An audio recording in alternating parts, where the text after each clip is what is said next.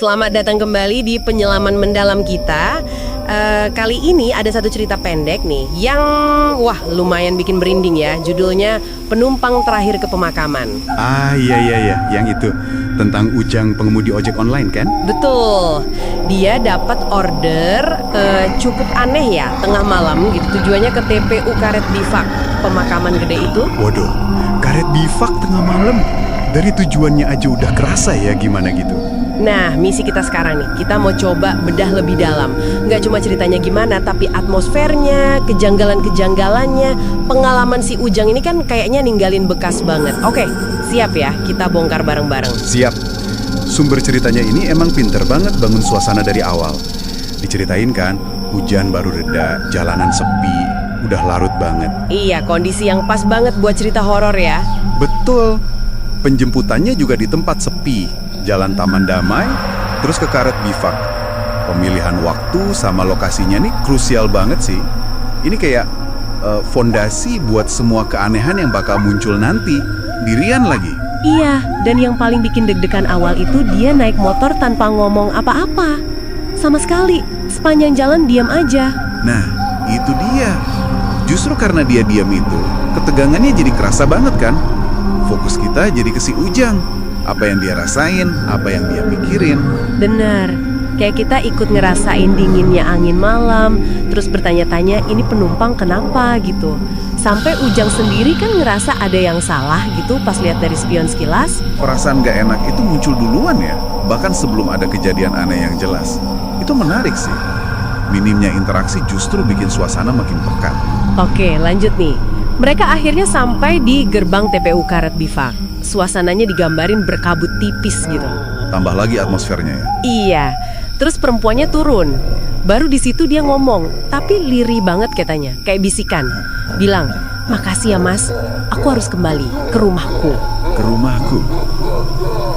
Terus dia langsung hilang aja gitu di antara nisan-nisan. Nggak kelihatan lagi jalannya kemana. Nah ini titik baliknya kan, dari sekedar aneh jadi wah ini serem nih. Iya pas dia bilang kembali ke rumahku terus hilang gitu. Dan gak lama muncul penjaga kuburan. Itu momen penting berikutnya. Kenapa tuh penjaga kuburan penting? Karena dia yang ngasih konfirmasi.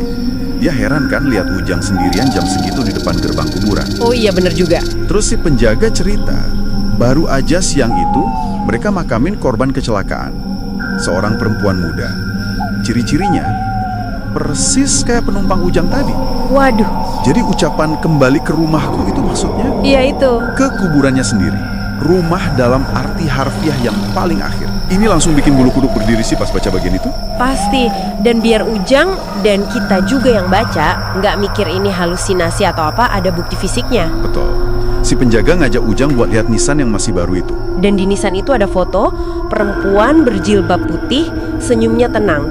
Wajah yang sama persis sama penumpangnya Ujang tadi malam. Nah, itu dia puncaknya. Momen klik yang dingin itu. Nggak ada keraguan lagi buat Ujang kalau yang dia bonceng tadi itu ya arwah. Gila sih, tapi nggak berhenti di situ kan keanehannya. Ada soal aplikasi ojeknya juga. Nah, ini detail modern yang bikin tambah menarik. Jadi pas Ujang cek aplikasi Maximnya, orderan tadi tuh hilang. Nggak ada jejak sama sekali. Serius? Nggak ada nama penumpang? Nggak ada histori perjalanan? Nggak ada, kosong. Seolah-olah perjalanan itu ya nggak pernah terjadi di sistem digital. Cuma ada di ingatan sama perasaan Ujang aja.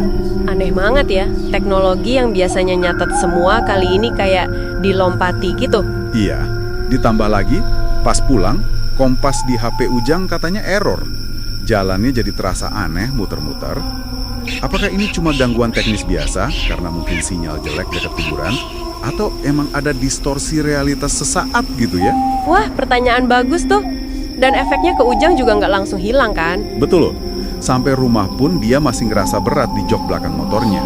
Kayak penumpangnya itu belum benar-benar turun. Itu serem sih. Jadi mikir kan, ini sisa trauma psikologis aja karena shock atau emang ada sesuatu yang nempel gitu?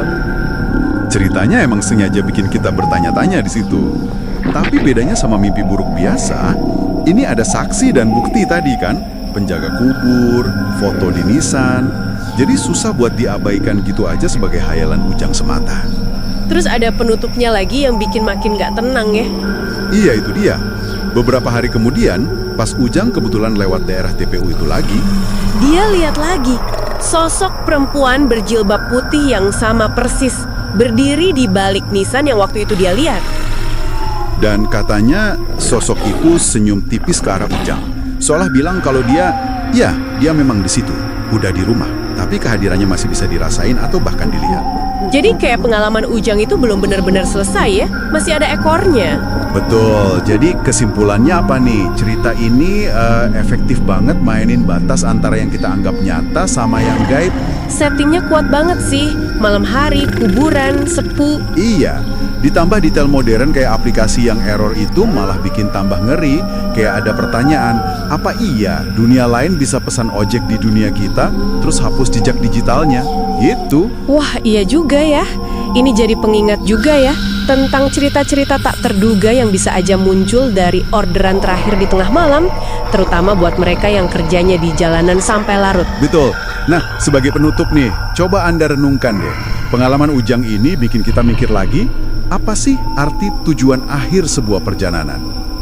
Maksudnya, ya buat si penumpang itu pulang ke rumah, apakah berarti udah selesai urusannya? Atau itu sebuah proses yang ya belum tuntas? Dan gimana kalau pertemuan singkat kayak gini, ninggalin jejak yang nggak kelihatan, tapi kerasa banget? Bahkan lama setelah perjalanannya selesai di peta aplikasi. Apa makna pulang sebenarnya?